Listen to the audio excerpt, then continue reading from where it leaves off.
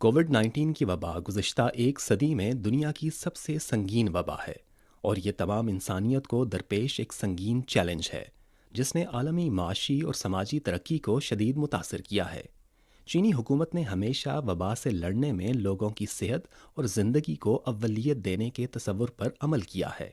جو نہ صرف چینی عوام کی زندگی اور صحت کا تحفظ کرتا ہے بلکہ اس وبا کے خلاف بین الاقوامی جنگ میں بھی اہم کردار ادا کرتا ہے۔ 21 مئی 2021 کو چینی صدر شی جن پنگ نے گلوبل ہیلتھ سمٹ میں شرکت کے دوران انسانی صحت کے ہم نصیب معاشرے کی تعمیر کے لیے مل کر کام کرنا کے عنوان سے ایک اہم تقریر کی۔